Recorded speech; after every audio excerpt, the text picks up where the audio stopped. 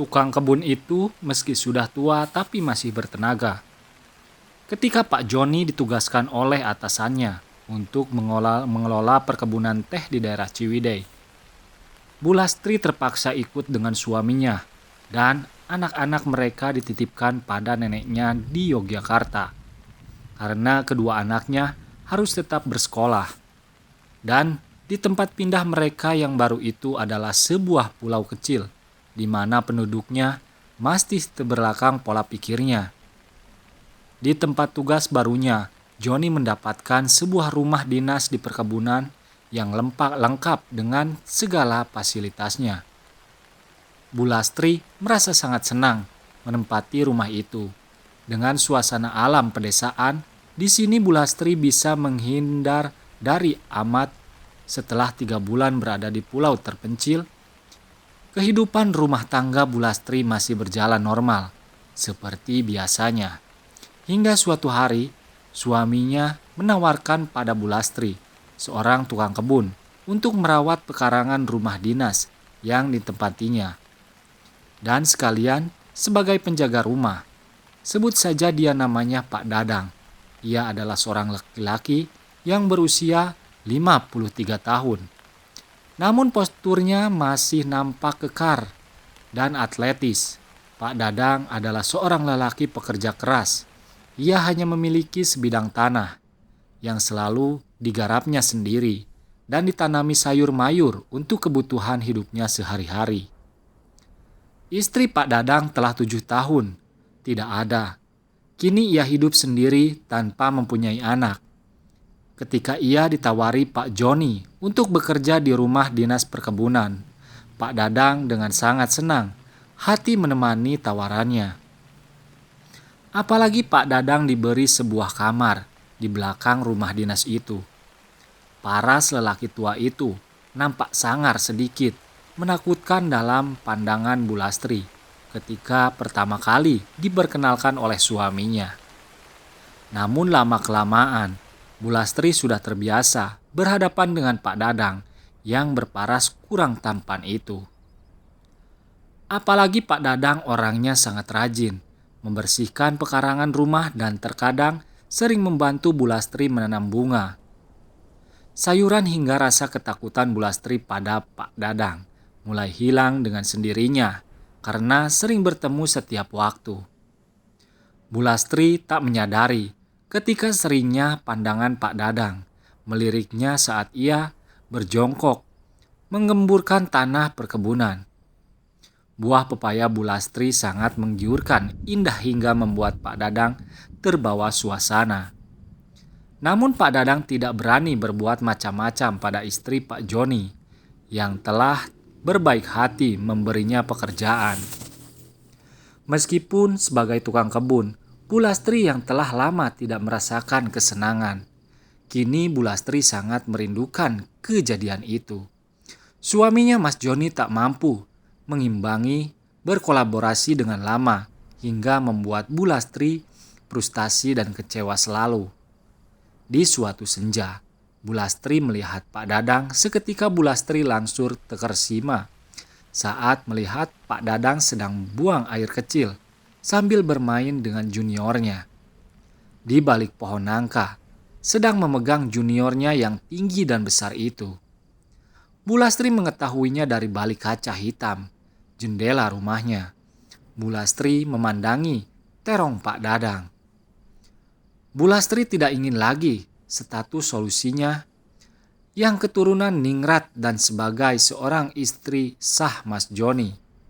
Saat itu yang terbayang dalam pikirannya, betapa enaknya temanan terong Pak Dadang. Pengalaman Bu Lastri saat dengan amat telah membangkitkan semangat berkolaborasi. Pak Dadang memang dengan sengaja melakukan itu karena bagaimanapun juga Pak Dadang telah mengetahui bahwa ibu muda itu sedang menyaksikannya dari balik jendela berkaca hitam. Pak Dadang sudah tahu kebiasaan Bu Lastri, sering duduk menghadap jendela setiap sore hari, sambil menyeduh secangkir teh manis hangat. Maka dengan disengajanya, Pak Dadang memancingnya hanya itu yang bisa dilakukan oleh Pak Dadang untuk memancing semangat ibu muda istri Pak Joni. Maka dengan disengaja lagi memancingnya itu. Adapun untuk berbuat selanjutnya, Pak Dadang tidak berani macam-macam. Padahal Bu Lastri terbelalak lebar ketika melihat tanaman terong Pak Dadang. Karena jarak pohon nangka dengan tempat Pak Dadang berdiri hanya berjarak 2 meter dari jendela tempat Bu Lastri menonton. Bu Lastri pun ikut terbawa suasana saat melihat atraksinya. Tuntas sudah atraksi Pak Dadang. Dan akhirnya Pak Dadang pun berpura-pura tidak tahu kalau ibu muda itu menyaksikan betapa indahnya atraksinya barusan. Lalu Pak Dadang berjalan masuk ke dalam rumah, menuju kamar mandi. Ketika saatnya makan malam, tiba-tiba Pak Joni mengajak Pak Dadang untuk makan bersama. Hidangan malam yang disediakan oleh Bu Lastri disantap habis oleh Pak Dadang. Dalam pikiran Bu Lastri bila seseorang dengan lahap menyantap makanannya hingga tuntas, lelaki tersebut pasti sangat lahap juga dalam menjalani kasih.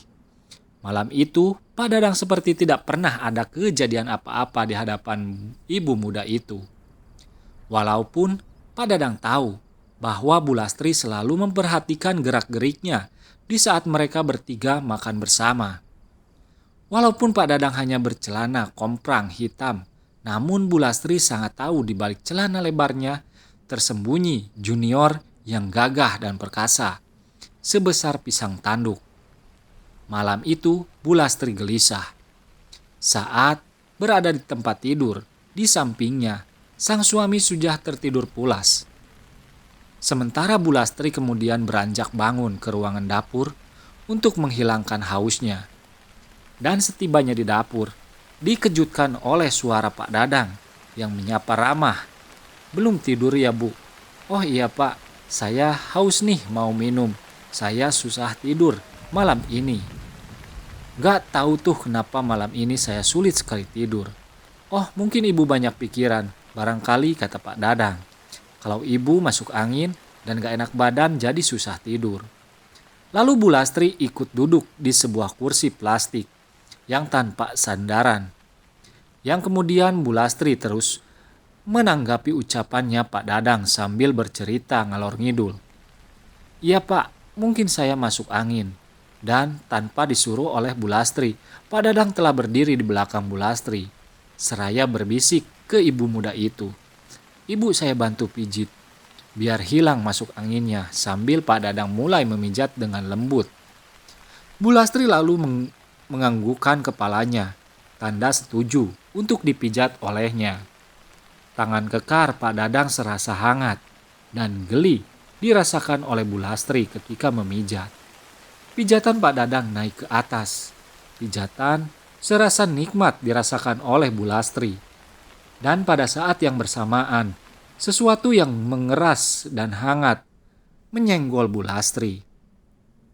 Pak Dadang tak hanya memijat bagian pundak dan lehernya Bu Lastri, akan tetapi juga Pak Dadang mulai memancing juniornya untuk mendekati Bu Lastri. Perempuan itu mulai terbawa suasana yang dipancing junior Pak Dadang. Entah disengaja atau tidak, mulai berani memanjat ke sebagai barang antiknya. Bu Lastri semakin terbawa suasana ketika dengan tiba-tiba Pak Dadang berani lebih dekat. "Apa Ibu ingin bermain dengan juniorku?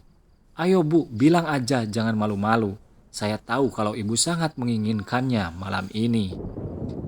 Dan saya tahu bahwa Pak Joni tidak pernah memberikan yang spesial ke Ibu. Bu Lastri bagai terhipnotis dengan ucapan laki-laki tua itu. Dan seketika itu Bu Lastri diarahkan ke kamar Pak Dadang. Bu Lastri pasrah mengikuti hasrat yang mengalir. Meski Pak Dadang telah berusia lanjut, namun cara ia memperlakukan wanita sangat romantis. Ibu muda yang cantik beranak dua itu tak menghiraukan lagi keadaan sekitarnya, tak peduli bahwa suaminya sedang berada di rumah. Kenikmatan itu telah membuat Bu Lastri jadi meracau tak karuan. Ayo Pak, buruan, aku sudah tak sabar lagi. Cepat Pak. Kapan saja kalau Bapak mau saya selalu bersedia ke kamar Bapak. Pak Dadang tukang kebun telah membuat nyonya majikannya menggerang manja di meja makan. Sudah lama Pak Dadang merindukan untuk dapat menjalin kasih dengan perempuan cantik keturunan Ningrat. Namun baru malam itu, Pak Dadang dapat memanjakan istri Pak Joni. Nah itulah dia ceritaku bersama majikanku. Dan bagaimanakah menurut kalian? Silahkan saja tulis pendapat kalian di kolom komentar. Sekian dan terima kasih.